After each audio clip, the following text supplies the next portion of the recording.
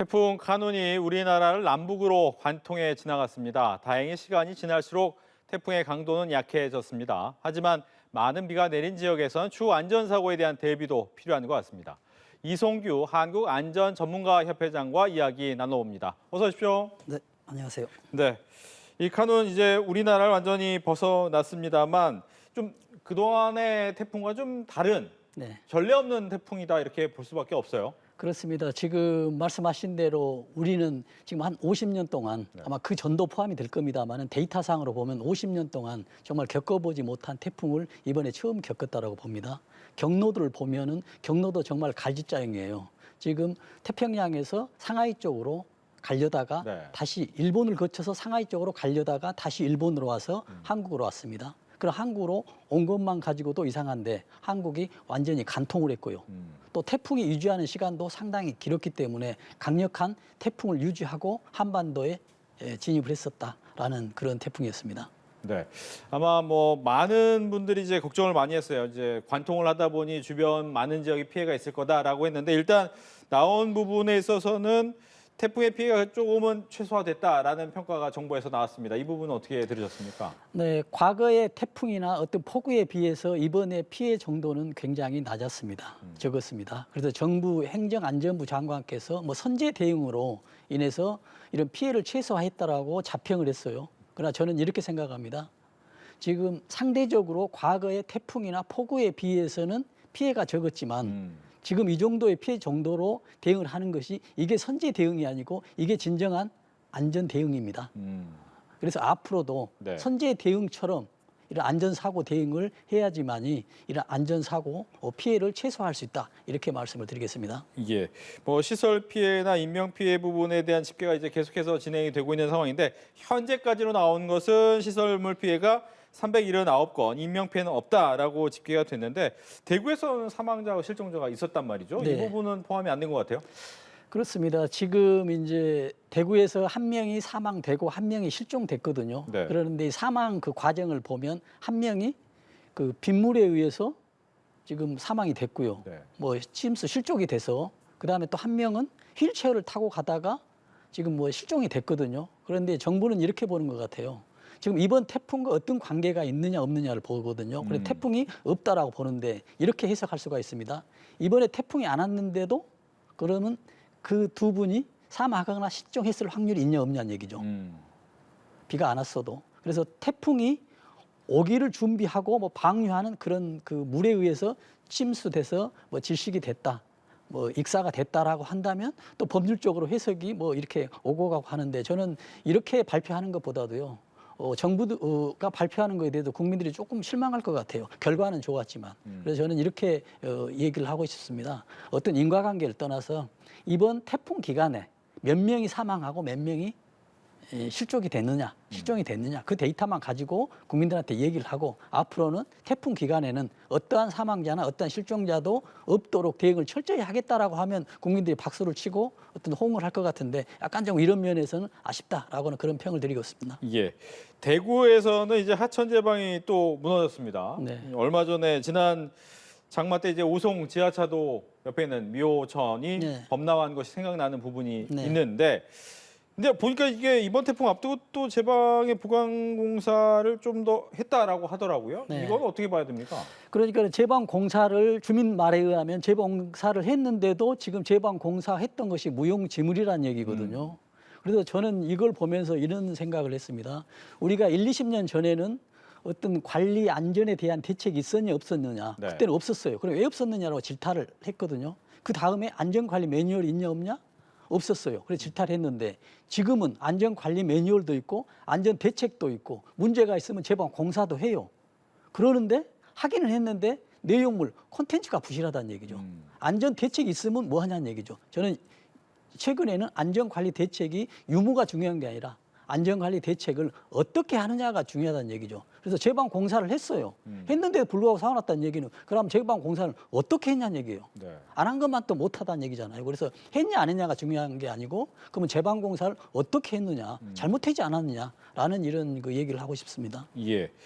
또 이제 비가 좀 많이 내린 지역 같은 경우에는 침수가 된 지역이 있고 그 침수가 이제 날씨가 좀 좋아지면 가서 물도 퍼내야 되고 여러 가지 작업을 해야 되는데 이때도 주의할 점이 있습니까? 그렇습니다. 지금 이제 침수가 지금 된 부분에서 이제 작업을 하는데 지금 비가 오지 않는데 어떤 상부 고지대에서는 그 지역에 대해서는 비가 많이 왔거든요. 네. 그때 이제 뭐 방류를 하게 될 겁니다. 그러면 비가 오지 않고 태풍도 오지 않았는데 어떤 저지대에서는 방류된 그 물에 의해서 침수가 될 수 있거든요. 그래서 침수 작업을 하는 곳에 위험합니다. 왜냐하면 침수 작업을 하는 그 곳은 지리적으로 위험하다는 곳이고 낮다는 얘기거든요. 네. 그래서 조그마한 물이 있더라도 위험할 수 있으니 이런 것들은 굉장히 조심해서 세심한 어떤 안전관리 대책이 필요하다라는 말씀을 드립니다. 예, 특히 이제 비가 온 지역 같은 경우에는 전기와 관련된 대비도 필요할 것 같긴 해요. 그렇습니다. 지금 이제 뭐 복구를 하고 또 이재민들이 다시 이제 집으로 되돌아가잖아요. 네. 그러면 누전 위험이 굉장히 많습니다. 왜냐하면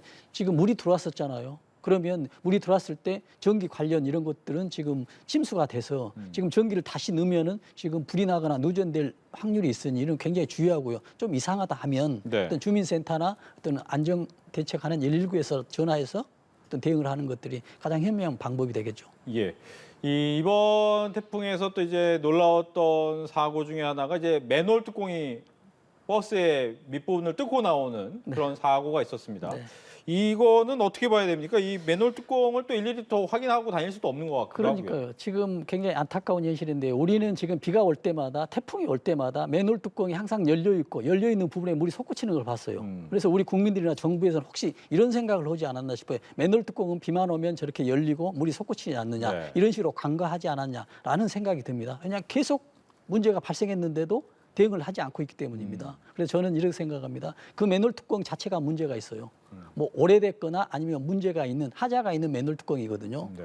그래서 맨홀 뚜껑을 조사를 해서 문제가 있는 거는 교체를 해야 됩니다. 그러나 일일이 교체하기가 굉장히 어렵잖아요. 전국에 깔려 있으니까. 그래서 예. 저는 이런 걸로 합니다. 침수가 잘 되거나 저지대에 있는 맨홀 뚜껑에 대해서는 위험도가 높지 않습니까? 그렇죠. 이거에 대해서는 기간을 정해서 뭐 10년이면 10년은 무조건 교체하는 겁니다. 그래야만이 이제 안전하게 되는 것이거든요. 예. 근데 이번에 이제 사고 보면서 저는 굉장히 다행이라고 생각하는 게 네. 만약에 이 맨홀 뚜껑이 위험하게 굉장히 움직였을 거 아닙니까? 덜덜 거렸겠죠. 그렇죠. 근데 거기에 이제 차가 지나간 겁니다. 그래서 차에 이제 뚫고 들어왔는데 만약에 뭐 전기차가 됐든 뭐 어떻게 차가 됐든 어떤 브레이크 라이닝 시스템에 이 맨홀 뚜껑이 충격을 가했다. 아무 브레이크가 작동이 안 되거든요. 그랬을 때 뭐 어떻게 되냐? 차가 전체가 전복될 수도 있는 위험한 상황인데 그래도 인명 피해는 없었잖아요. 그래서 좀 다행이었다라고 생각하면서 우리가 주의할 거는 이런 도로를 가더라도 아니면 차를 주행하더라도 맨홀 뚜껑이 눈에 보이잖아요. 네. 그러면 좀 그래도 피해가는 게 살짝 피해가는 게 그래도 안전에 도움이 될 것이다라는 말씀을 드립니다. 예. 이번 이제 태풍이 지나간 이후에는 또다시 폭염이 온다라는 예보가 나오고 있는데 뭐 이상기후 상황에서는 이렇게 비나 태풍이나 이런 것뿐만 아니라 폭염도 이제 재난으로 봐야 되는 거죠. 그렇죠. 폭염으로 이제 재난에도 포함되고 있는데 네. 인식이 지금 폭염에 의해서 더위에 의해서 어떤 뭐 사망자가 있을 거라는 이런 인식을 많이 가지고 있어요. 그래서 폭염도 재난의 요인이다. 그래서 법률에도 지금 폭염에 재난 및 안전관리법에 용어가 들어 있습니다. 그러나 우리가 뭐 재난에 대해서는 어떤 인식이 위험 인식도가 낮기 때문에 앞으로는 이런 것도 좀 각성해서 대책도 세밀하게 세워야 된다라는 말씀을 드립니다. 예. 이제 전문가들 사이에서는 이제 기후 변화, 이상 기후가 늘어나면 날수록 우리나라 역시도 안심할 수 있는 곳은 아니다라는 얘기를 합니다. 특히 태풍도 과거에 비해서 앞서서도 이번 태풍도 뭐 경로가 많이 바뀌었고 또 많이 더 태풍이 자주 찾아오는 지역으로 바뀔 수도 있을 것 같기도 하고 전문가들은 이럴 때 어떤 재난 시스템이 더 필요하다, 재난 관리 시스템이 필요하다라고 보십니까? 그렇습니다. 지금 기후가 급변하고 있고요. 그래서 왜 급변하는 요인은 지구 온난화로 인해서 지금 태평양의 온도가 지금 평상시보다 상당히 올라가고 있습니다. 그래서 그런 현상을 이제 엘니뇨 현상을 하는데 올해는 더 큰 슈퍼 엘니뇨 현상이라는 용어도 있습니다. 그래서 1.5도, 0.5도가 아니라 1.5도가 6개월 이상을 돼서 굉장히 태평양 온도가 뜨겁기 때문에 계속 이제 구름 형성이 많이 되지 않겠습니까? 그래서 구름이 많이 되고 태풍이 또 많아지고 태풍도 많아지는데 태풍도 또 강해지기 때문에 우리나라도 이제 위험하다라고 하는데 오는 것도 지금 갈짓자고 굉장히 경로를 예측을 할 수가 없어요. 어느 기상청에서나 각국의 기상청에서도 이렇게 예상을 하는 곳이 한 군데도 없었습니다. 그래서 우리는 이번에 지금 지하차도 사고 났을 때 7월 18일이거든요. 이 앞달에 대통령께서 국무회의를 하면서 이제는 지금까지의 어떤 그 재난 관리 시스템, 수혜 시스템으로는 안 된다. 앞으로도 하면 안 된다. 어떤 식으로 해야 되냐면 평소에도 이용할 수 있도록 디지털 모니터링 시스템을 구축해야 된다라고 이야기를 했거든요. 근데 저는 정말 여기에 동의합니다. 제가 방송에 나가서 뭐 작년 뭐 몇 년 전부터 이제는 디지털 시스템이 돼야 된다. 왜냐하면 우리는 지금 모든 생활은 지금 첨단 과학기술 생활을 하고 있는데 네. 안전관리는 20년, 30년 수준하고 똑같아요. 아날로그 수준입니다. 지하차도 사고 났을 때도 마찬가지입니다.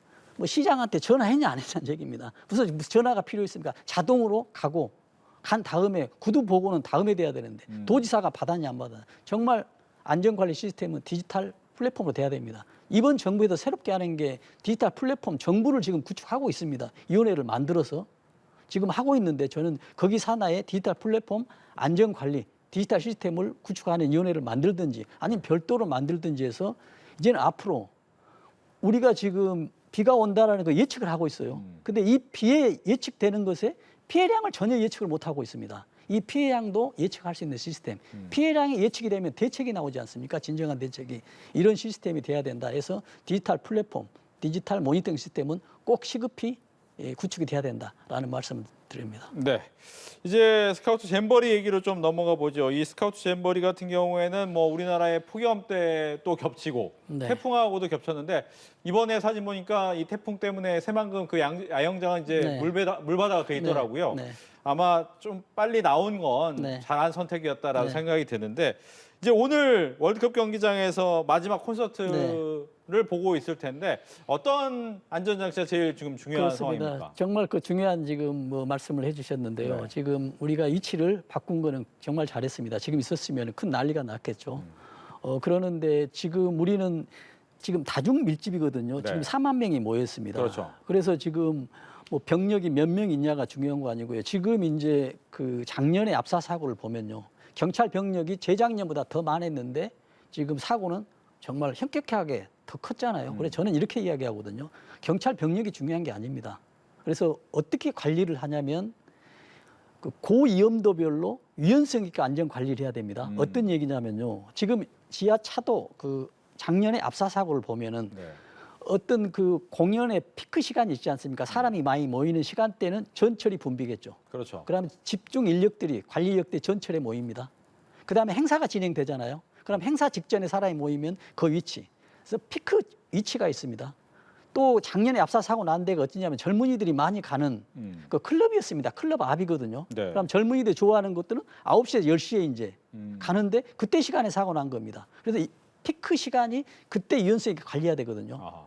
그렇다면 지금 이번에 관중 4만 명이 모인 이번 공연에도 고위험도별로 유연성 있는 관리 제도를 해야 되는데 그러면 어떻게 해야 되냐면 네. 지금 공연에 슈퍼스타들이 나오잖아요. 슈퍼스타들이 나오면 그 전에는 관리 요원들에 의해서 안전관리가 잘 되고 있습니다. 이제 이런 피크가 돌아올 시기가 옵니다. 슈퍼스타가 등장할 때 이때는 질서가 무질서해집니다. 슈퍼스타를 보기 위해서 일사정연했던 어떤 대열들이 이제 흐트러지거든요. 그래서 이때 이제 주의하고요.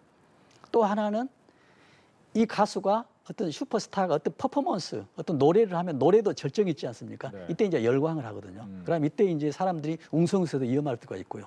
또 하나는 이제 퇴장할 때 네.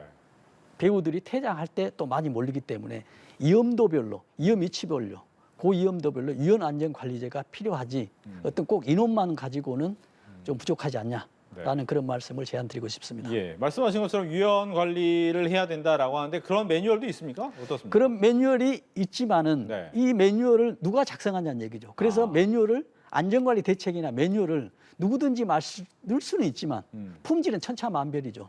그래서 안전관리나 매뉴얼을 만들 때 정말 전문 인력들이 투입이 돼서 왜냐하면 지자체나 정부에도 안전에 관한 전문 인력들이 있습니다. 그러나 순환보직제로 인해서 몇 명하고 또 이동하는데 이런 전문 인력들을 전문적으로 활용해서 이런 매뉴얼이나 유연관리제의 대책에 수립하는데 포함이 돼야 된다라는 말씀을 또 제안드립니다. 예, 스카우트 잼버리 뭐 콘서트가 끝난 이후에 날씨만 괜찮다면 불꽃놀이, 드론 쇼까지 아마 보면서 마무리가 될 것 같습니다.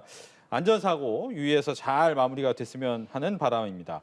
이송규 한국안전전문가협회장과 관련 이야기 해봤습니다. 오늘 얘기 잘 들었습니다.